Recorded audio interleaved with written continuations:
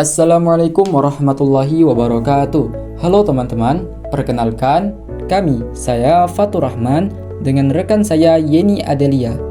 Sebelum itu, izinkan kami pada kesempatan kali ini membahas tentang daman dan kafalah. Baiklah, sebelum itu kita akan menjelaskan daman terlebih dahulu. Apa itu daman? Daman secara bahasa berasal dari bahasa Arab, dari kata damnu yang berarti menghimpun. Secara istilah, daman berarti mengambil alih atau menjamin apa yang sudah menjadi kewajiban orang lain dan bersifat tetap. Yang dimaksudkan bersifat tetap di sini adalah tanggupan tersebut tetap menjadi tanggung jawab orang yang berhutang, dan sedangkan penjamin hanya ikut serta dalam tanggung jawab tersebut. Baiklah, setelah pengertian daman, kita berlanjut ke pengertian kafalah. Kafalah atau al-kafalah berasal dari bahasa Arab yang berarti ad-daman atau jaminan, hamalah, beban, dan za'amah, tanggungan. Secara terminologi, ini termasuk dalam bagian muamalah.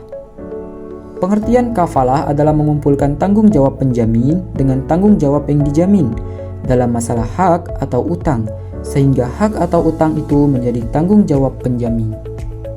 Baik, setelah kita mendengarkan pengertian kafalah dan daman, ada baiknya kita mengetahui apa perbedaan keduanya.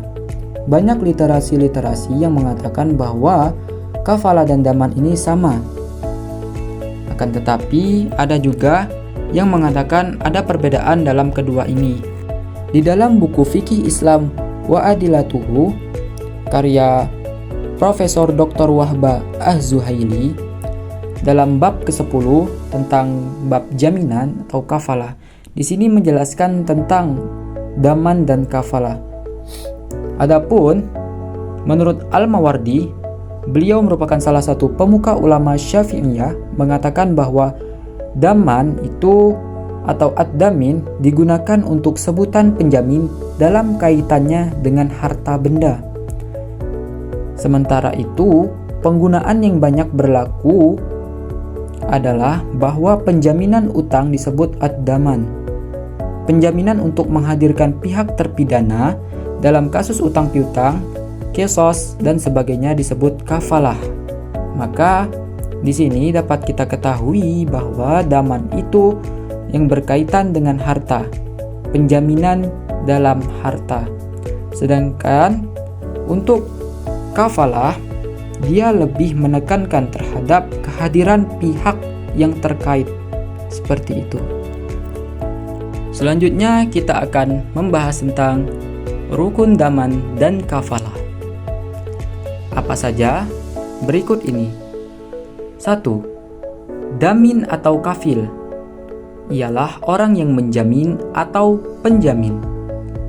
Kedua, madmun lahu atau makful lahu, yaitu orang yang diberikan jaminan. Misalnya, dalam kasus jaminan hutang, mahmun lahu adalah pemilik piutang. Ketiga, mahmun anhu atau makful anhu, yaitu orang yang dijamin. Keempat, mahmun atau makful, yaitu objek ataupun jaminan. Apakah ia berupa hutang, harta, barang, ataupun orang. Selanjutnya yang kelima yaitu sigot ataupun akad maupun ijab. Itulah rukun-rukun daman dan kafalah. Selanjutnya, syarat daman dan kafalah. Syarat daman dan kafalah yaitu pertama, ad-damin atau al-kafil, yaitu orang yang memberikan jaminan. Kedua, madmun lahu atau al-makful lahu, yaitu orang yang diberikan jaminan. Ketiga, madmun anhu atau al-makful anhu adalah orang yang dijamin. Keempat, mahmun atau makful adalah utang, barang, atau orang. Poin keempat ini berupa objek jaminan, apakah ia berupa barang, harta, maupun orang. Kelima yaitu sigot atau lafaz, yaitu adalah pernyataan yang diucapkan oleh penjamin, atau yang sering kita sebut dengan akad. Selanjutnya ada sebab-sebab kafalah dan daman, ataupun hal-hal yang menjadi sebab terjadinya kafalah dan daman ini. Di antaranya 1. Ketidakmampuan finansial pihak yang dijamin atau makful anhu. Kedua, kepercayaan dan kepastian. Nah, dalam banyak transaksi, pihak-pihak yang terlibat memerlukan jaminan tambahan untuk memastikan bahwa kewajiban finansial akan dipenuhi. Adanya daman atau kafalah meningkatkan kepercayaan di antara para pihak yang terlibat dalam transaksi. Ketiga, pengurangan risiko.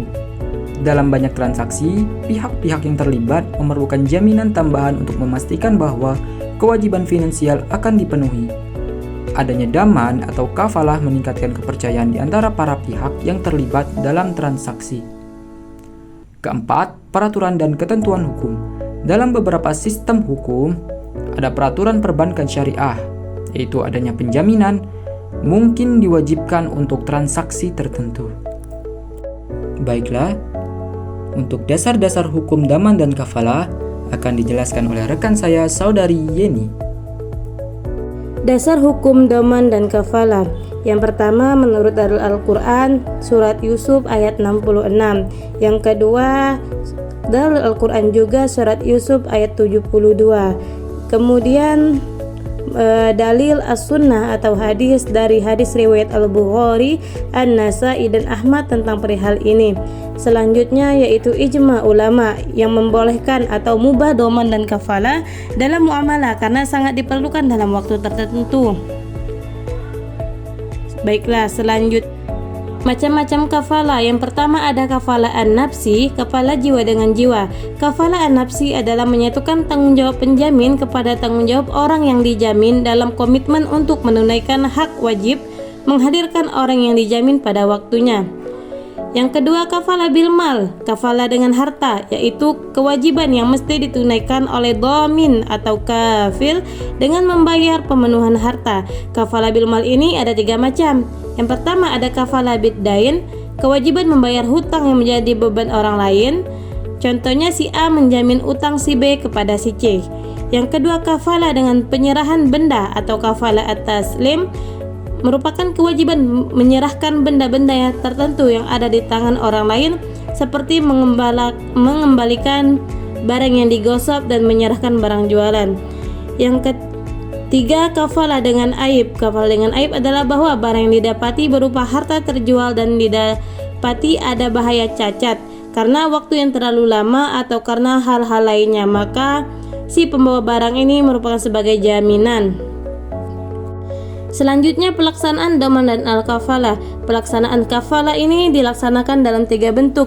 Yang pertama yaitu munjas atau tanjis, adalah tanggungan yang ditunaikan seketika, seperti seseorang berkata, saya tanggung si fulan dan saya jamin sepulang sekarang. Yang kedua mu'allak atau ta'lik, adalah menjamin sesuatu dengan dikaitkan pada sesuatu, seperti seseorang berkata, jika kamu memberikan hutang kepada anakku maka aku akan membayarnya. Yang ketiga ada mu'aqad atau taukid, adalah tanggungan yang harus dibayar dengan dikaitkan pada suatu waktu, seperti ucapan seseorang bila ditagih pada bulan Ramadan, aku yang menanggung pembayaran hutangmu. Menurut mazhab Hanafi, penangguhan seperti ini sah, tetapi menurut mazhab Syafi'i batal. Selanjutnya adalah hikmah daman dan kafalah. Hikmah daman dan kafalah ini antara lain apabila akad daman dan kafalah disertai niat yang baik, maka akan menjadi amal ibadah yang berpahala. Kedua, sebagai bentuk tolong menolong terhadap orang lain yang sangat membutuhkan pertolongan.